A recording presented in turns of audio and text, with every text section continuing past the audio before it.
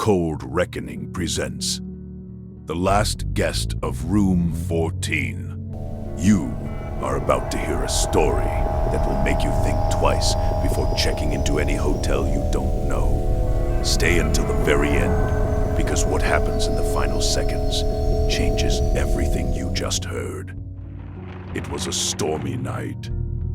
Solis was lost on an isolated road. No signal, her car running on empty.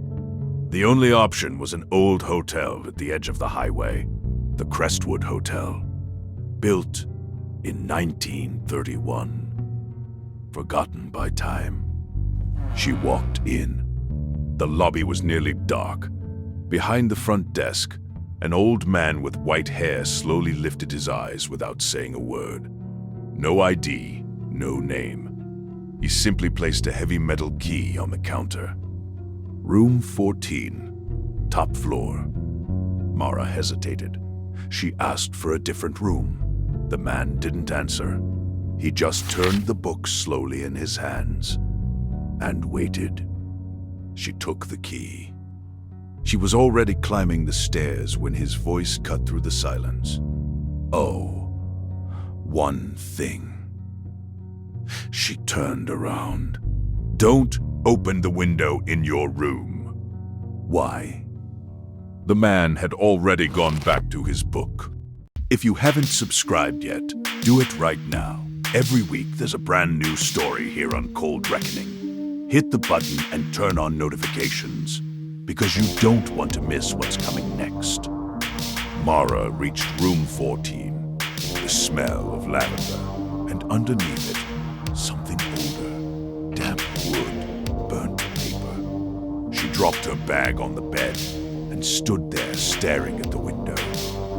She didn't open it. She lay down in her wet clothes. The ceiling had a strange stain above her. Rain drummed on the roof. She closed her eyes. At 2:33 in the morning, a sound woke her up. It wasn't the rain. It was coming from the wall to her left, between room 14 and room 13. Knock, knock, knock. 3 knocks, a pause. 3 knocks, a pause. Mara lay completely still in the dark, heart pounding. Hello? She called out softly. Silence. Then, almost a full minute later, knock, knock, knock. She got up, pressed her ear against the wall. The sound stopped immediately. She opened the door and looked down the hallway. Long corridor, dim flickering bulbs, worn red carpet.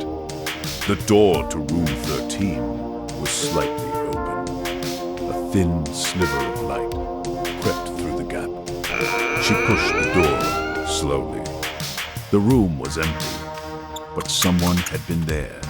A suitcase open on the bed, clothes folded with care, a pair of brown shoes lined up beside the dresser, and a cup of tea on the bedside table. Still steaming. Hot tea, empty room. On top of the pillow, a white envelope. Just a number written by hand on the front. Her room number. Inside, a sheet of paper covered in tiny handwriting. If you are reading this, you found the room before I could destroy the evidence. Do not leave tomorrow. Do not trust the man at the front desk. And please, do not open the window. She read it 3 times, slipped it into a pocket, walked back to room 14. She didn't sleep. She opened her laptop and searched Crestwood Hotel. Incidents. On the second page, a newspaper article from 2019. Guest disappears at Crestwood Hotel. Family says the man never left the building. The guest's name was Arthur Venn, 52 years old. Room 14.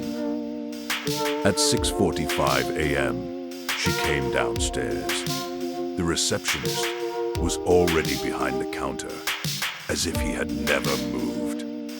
"Who was staying in room 13?" she asked. A barely noticeable pause. "We have no one in room 13. There's a suitcase in there, a cup of tea still hot at 3 in the morning. Room 13 has been closed for maintenance for 2 years." Mara placed the envelope on the counter, then explained this. He looked at it. For just 1 second, she saw something cross his face. Not fear, not surprise, recognition. "Where did you find this?" "On the pillow of the room that doesn't exist." He stayed silent for a long time. Then, very quietly, "You should leave now." "Why?" "Because the person who wrote that wasn't found in time." Mara went back up to room 14 and walked to the window. She loosened the latch, slowly lifted the blinds. The window faced the back of the hotel, black tree branches against the gray morning sky. And standing between the trees, staring directly at her, a man, mid-50s, brown coat, brown shoes, identical to the ones in room 13. He didn't move, didn't wave, but he slowly raised his hand, pointing, not at her, upward, toward the roof. Mara looked at the ceiling. A metal handle embedded in the surface, small, discreet, the kind used for hatches. The window wasn't the danger. The window was the clue. She pulled the handle. The hatch opened with a creak that echoed through the floor. She climbed up and emerged onto the roof. The air smelled of wet metal and disturbed earth. In the center of the roof, an old metal filing box, rusted padlock, already open. Inside, folders, documents, photographs. Dozens of photographs, all taken from room 14. Dates on the back: 2014, 2016, 2018, 2019, 2021. Different guests. Same man behind the front desk every time. And beside each photo, a handwritten card. Arthur Venn, 2019. Last contact, day 4. Room 14. Window opened. Then, a recent card, 2 days ago. Guest, Mara Solis. Vehicle plate noted. Room 14 prepared. At the bottom of the box, one final sheet. Rushed handwriting. My name is Arthur Venn. I have been hiding in this hotel for 18 months. He doesn't know I'm still here. I found out what happens to people who sleep in room 14 and open the window. It's not what you think. It's worse. If you found this, you have a chance I never got. Leave through the roof. Now, do not use the stairs. Mara looked down at the hatch. From below, footsteps on the stairs. Steady, unhurried. Knock, knock, knock. The police arrived 3 hours later, after an anonymous call from a payphone 40 kilometers away.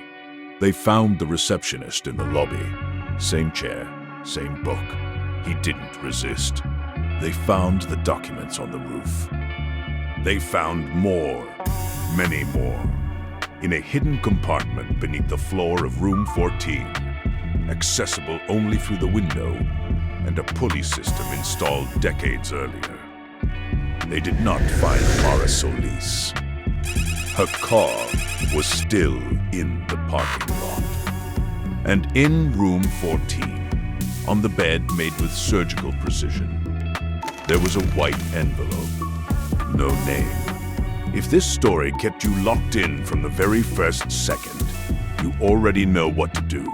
Subscribe, hit the bell, and share this with someone brave enough to listen. Every week, a new story drops here on Cold Reckoning. The next one might be even darker.